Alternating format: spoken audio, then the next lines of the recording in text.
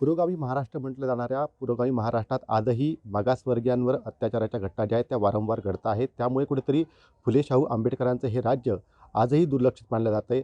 त्यामुळे वारंवार या ज्या घटना समोर येत आहेत त्यामुळे सर्व स्तरातून जे आहे तो निषेध व्यक्त केला जात आहे. आपल्यासोबत काही जळगावकर आहेत, त्यांच्याकडनं आपण जाणून घेऊया. तर आपण बघतोय वारंवार ज्या घटना समोर येत आहे याकरता कुठेतरी एक मागासवर्गीयांचं ज्या मानसिक भावना आहेत त्या देखील दुखावल्या गेलेल्या आहेत. एकंदरीत अशा घटना वारंवार घडू नये यासाठी आता राज्य सरकारने काय उपाययोजना करायला पाहिजे आपल्याला वाटते? लो महाराष्ट्र हा पुरोगामी लोकशाही आहे असं म्हटले जाते, परंतु ते काही दिसत नाही. कारण की पूर्वी जी जातीयता होती ती सुद्धा आजपर्यंत आहे. का महिलांवरती अन्याय अत्याचार म्हणा किंवा लहान मुलांवरती किंवा जातीचं राजकारण म्हणा. आपण बघतोय खेड्यापाड्यांवरती आजसुद्धा जी जात पंचायत म्हटली जाते, त्या पंचायतमध्ये बहुजन लोकांना हे जात बाहेर टाकले जातं. त्यांना पाणी दिले जात नाही, राशन दिले जात नाही, त्यांच्या मुलांच्या लग्नात इतर लोक येत नाही आणि त्या लोकांना खूप खालच्या दर्जाचं असं म्हणजे मानले जातं. पोलीस स्टेशनला सुद्धा पोलीस कार्य लवकर करत नाही. तर माझं म्हणणं हेच आहे, हे ॲट्रॉसिटी कायदा जी आहे, जे मोठे ऑफिसर आहेत, SP DSP आहेत, यांच्या स्वाधीन ह्या केसेस केल्या पाहिजे आणि तात्काळ त्या केसेसचा निकालसुद्धा लागला पाहिजे. बहुजनांवरती अन्याय अत्याचार होतो हे सगळ्यांना माहिती, तरीसुद्धा कोणी आवाज उठवत नाही. का नाही उठवत? बहुजन हे मानव जाती नाही काही, या समाजाला का म्हणून असं वाईट टाकले जातं? प्रत्येक वेळेस बहुजन समाजाचा कुठलाही मुद्दा आला, त्या मुद्द्यावर फक्त बहुजन समाजाचे नेते बोलतात किंवा बहुजन समाजाचा एखादी कार्यकर्ता बोलतो. इतर राजकीय क्षेत्रातले व राजकीय जे मोठे पदाधिकारी हे जास्त हा विषय उचलत नाही. का उचलत नाही? बहुजन समाज हा फक्त मतदान करण्यापुरताच हा मानले जातो का? म्हणजे आमचा वोटर आमचा जास्त संख्येने आहे म्हणून आमच्या समाजाला जवळ घ्यायचं. जेव्हा आमच्या समाजावर अन्याय अत्याचार होतो तेव्हा हे मोठे मोठे पक्षातले लोक कुठे जातात? त्यांनी यावे आणि आमच्या समाजाला मदत करावी. ते एकत्र येण्याचं फक्त नाटक करतात. नाटक करू नका, सगळ्या समाजाला एकत्र घेऊन चला, तरच लोकशाही पुरोगामी हा महाराष्ट्र म्हटले जाईल. फुले शाहू आंबेडकरांचा हा महाराष्ट्र आहे आणि या महाराष्ट्रामध्ये सर्व जनतेला, सर्व राज्यातील लोकांना एकत्र घेऊन चालले तरच आपल्या महाराष्ट्राची जे राजकीय क्षेत्रातले म्हणा किंवा समाजातले म्हणा, हे वर्गीकरण हे समसमान समजले जाईल. आम्ही सगळे एक आहोत, आम्ही सगळे एक आहोत असं म्हणू नका. एक होण्याचं नाटक करू नका. वारंवार ज्या घटना अशा समोर येत आहेत, कुठेतरी राजकारणातच फक्त मागासवर्गीयांचा वापर केला जातो असं देखील बोललं जाते. काय वाटतंय, मुख्यमंत्री तुम्हाला काय सांगू इच्छितात? मुख्यमंत्री को तो सबसे पहले हमारा जय भीम। आज जो बोल रहे हैं कि मागास वर्गीय पे जो अत्याचार हो रहा है उसके लिए मुख्यमंत्री क्या कर सकते हैं। तो सबसे पहले तो भाई आप जो हम कितना भी आंदोलन करें वो जब तक सक्सेस नहीं होगा जब तक राजकारणी हमारा साथ नहीं देगा। अभी किसान आंदोलन को देखिए, वहाँ पे कितने लोग, हजारों हजारों संख्या में लोग अपना समय दे रहे हैं, अपना ये कर रहे हैं, लेकिन उस पर कोई एक्शन नहीं लिया जा रहा है कि उनके हित के लिए क्या हो रहा है। तो जो हमारा समाज है उस पर अत्याचार पहले भी होता रहा है, अभी भी होता जा रहा है, लेकिन आज जो है वो जो हमें डायरेक्ट ना हम हमारे ऊपर वो अत्याचार करके वो इनडायरेक्टली हमारे ऊपर वो एक ऐसा पहले वाला समय फिर से लाने की कोशिश कर रहे हैं। तो हम लोगों ने पहले तो एक होना है और राजकारणी में अपने को अपना एक स्थान देना है, ताकि क्योंकि हम पब्लिकली कुछ उतना नहीं कर सकते अफोर्ड कि जैसे हमें राजकारण में आना पड़ेगा और तभी, और हम अपना नेता जो हमारे लिए कर सकता है उनको हमें चुनना पड़ेगा और वो हमारे साथ देगा तो ही हम कुछ कर पाएंगे। नक्कीच करतो, राजकारणात देखील बदल होणं गरजेचं असल्याचं मत व्यक्त केलं जातं आहे. जर आपण बघतो वारंवार ज्या घटना आहेत राज्यामध्ये, खरं तर मागासवर्गीयांवरती अमरावती असेल, लातूर असेल, हिंगोली असेल, त्या ठिकाणी ज्या वारंवार बहिष्काराच्या घटना असतील किंवा कुठेतरी एक दुय्यम भाव दिला जातोय, आजही पुरोगामी महाराष्ट्राच्या घटना घडत आहेत. काय वाटतंय, मुख्यमंत्र्यांनी काय त्याच्यावरती ठोस उपाय करायला पाहिजे? एक मोठं उदाहरण तर आमच्या समोरच आहे भुसावळमध्ये. भुसावळमध्ये जे आमचं गड किल्ला म्हटलं जात होतं, 40 ब्लॉक्स 15 बंगला, इथे काही दलित वस्ती होते, बहुजन समाज राहत होतं, किती त्यांचे 2-4 पिढ्या तिथे राहिलेत. पण काही राजकारण म्हणा किंवा रेल्वेने म्हणा ते वस्त्या तिथून उद्ध्वस्त करून टाकले. त्याच्यामध्ये ना कोणी आमच्या इथलं पॉलिटिक्सनी काही इंटरेस्ट घेतला, ना कोणी खासदार म्हणा का आमदार म्हणा कोणी त्याच्यात इंटरेस्ट दाखवला नाही.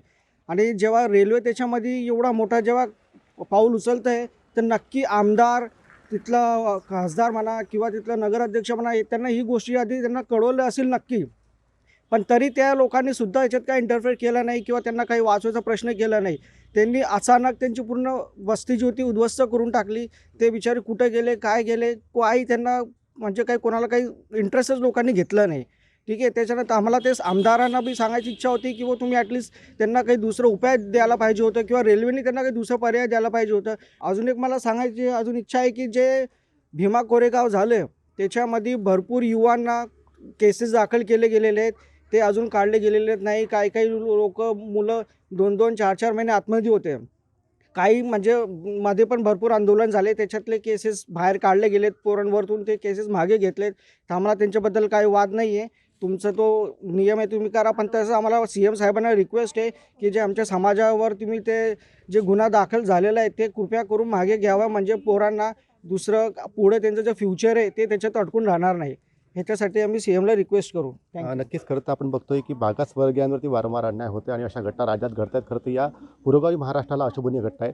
ते काय सांगाल? खरं तर आपण बघतोय की वारंवार त्या घटना समोर येत आहे. असं असताना खरं तर आज पुरोगामी महाराष्ट्र आपण म्हणतो, मात्र ज्या काही समानता हा शब्द जो आहे फक्त पुस्तकापुरतीच मर्यादित राहिलेला आहे. काय वाटतं, मुख्यमंत्र्यांना काय सांगाल?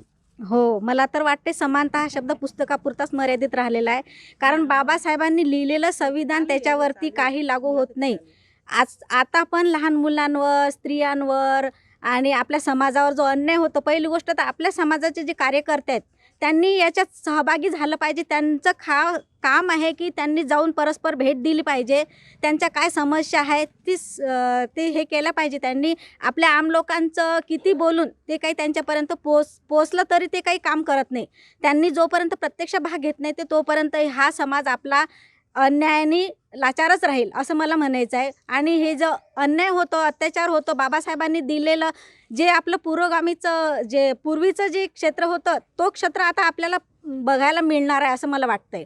नक्कीच ताई, तुम्ही काय सांगाल? ज्या पद्धतीने घटना घडत आहेत, खरं तर आता कुठेतरी मागासवर्गीयांनी सुद्धा एकत्र येणं गरजेचं आहे. कारण की अनेक पक्ष पाहतो फक्त कुठेतरी निवडणुकीपुरतीच मागासवर्गीयांचा वापर केला जातोय. मात्र आता अशा घटना जेव्हा घडतात तेव्हा कुठलाही राजकीय नेता, लोकप्रतिनिधी समोर येत नाही. काय वाटतं, मुख्यमंत्र्यांनी काय करावं? नमस्ते मुख्यमंत्री जी, जय भीम। मैं आपसे ये कहना चाहूँगी कि ये जो हो रहा है ये अन्याय ही हो रहा है। और ये मतलब पहले से ही होते, जो दिन हमारे पहले थे वो धीरे धीरे करके हमें कहीं से न कहीं से तोड़ के हमें फिर से वही स्टेज पे लाके खड़ा कर दिया जा रहा है। जबकि इस महाराष्ट्र में बाबा साहब अम्बेडकर, फुले जी, साहू जी जैसे के विचार चलते हैं, लेकिन उनको जब वक्त आता है तभी हमारा इस्तेमाल किया जाता है, उसके बाद में हमें तोड़ के फेंक दिया जाता है। जबकि बोला गया है कि united we stand, divide we fall. तो हमें क्यों अलग किया जा रहा है, क्यों हमें डिवाइड किया जा रहा है? और मैं इससे भी और ये कहना चाहूँगी कि समाजों से कि समाज वाले अब भी समय है, आप जाग जाइए। जहाँ आँख खुले वहाँ सवेरा। लेकिन हमारे समाज में भी बहुत से ऐसे बढ़ते जा रहे हैं। जब तक समाज एकत्रित नहीं होगा, जो कार्यकर्ता लोग हैं, मैं उनसे भी कहना चाहूँगी कि आप लोग भी आगे आइए। जो ऊपर के कार्यकर्ता है उनसे भी कहना चाहूँगी कि आप लोग भी हमारा साथ दीजिए। अगर साथ नहीं देंगे तो कदम से कदम मिला के चल नहीं सकेंगे और इसी तरह हम पे अत्याचार होते ही रहेगा। लेकिन हम अब जागरूक हो चुके, हम अब अत्याचार नहीं सहना चाहते। और मैं सबसे निवेदन करती हूँ और मुख्यमंत्री जी से भी निवेदन करना चाहती हूँ कि आप हमारे पे ध्यान दीजिए। और ये जो अन्याय अत्याचार हम पे हो रहा है, हमारे महिला जो हमारी महिला क्यों, सभी जाति की महिला असुरक्षित हो रही है, वो बाहर नहीं निकल पाती। जब भी निकलो तो सबके मन में धाक धूक रहता है। तो हमें इस तरह से जीना नहीं है। जब देश इंडिपेंडेंस है तो हम क्यों अनइंडिपेंडेंस रहे? नक्कीच काका, आपण काय बघा की ज्या पद्धतीने बघतोय आपण, खरं तर अनेक मागासवर्गीयांवरती अत्याचाराविरोधात खरं तर कायदे देखील बनवण्यात आलेले आहेत. मात्र आजही घटना अशा वारंवार घडत आहेत. काय वाटतं, कायदे कुठेतरी कडक करायला पाहिजे, त्याची अंमलबजावणी जी आहे ती खरं तर निश्चित होत नाही असं आपल्याला वाटतं? ह्या महाराष्ट्रामध्ये ही संतांची भूमी म्हटल्या जाते. हा महाराष्ट्र फुले शाहू आंबेडकरांचा महाराष्ट्र आहे असं म्हटलं जातं. आणि ही संतांची भूमी आहे.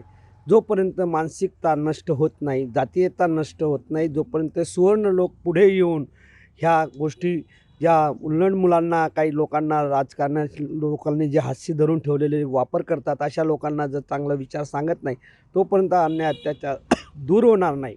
जे स्वतःला समाजसेवक म्हणून घेतात, ज्येष्ठ समाजसेवक म्हणून घेतात आणि त्यांना सुरक्षा आहे, त्यांना घरामध्ये सगळं काही मिळतं, त्या लोकांनी हा आवाज कधी उठवत नाही. दलितांवरती आतापर्यंत मला असं वाटतं अण्णा हजारेसारख्या माणसांनी कधी बोललेलं काही मला काही आठवत नाही. मैं अन्ना हजारे की बात नहीं कर रहा हूँ, सभी समाज सेवक की बात कर रहा हूँ कि जो अपने को खुद के अंदर, भारत के अंदर, महाराष्ट्र के अंदर कहते कि हमने पूरा जीवन व्यतीत किया। जैसे अभी सिंधुताई सपकाळ है, ऐसी लोगों ने जो जीवन व्यतीत किया है, तो इनके भरोसे के ऊपर हम लोग है कि भाई कम से कम ये समाज के सेवक बोलते चलते हैं तो कम से कम बहुजनों के लिए तो कुछ करेंगे. आपण बघतोय खरं की ज्या पद्धतीने वारंवार ज्या राज्यामध्ये या पुरोगामी महाराष्ट्रामध्ये मागास वर्गाचे सारे अत्याचार जे आहेत खरं तर या अशोभनीय गोष्ट आहे, निंदनीय गोष्ट आहे. मात्र आता तरी मुख्यमंत्री याकडे लक्ष देतील का असाच प्रश्न जो आहे तो जळगावकर उपस्थित करत आहेत. मंगेश जोशी, लोकशाही न्यूज, जळगाव.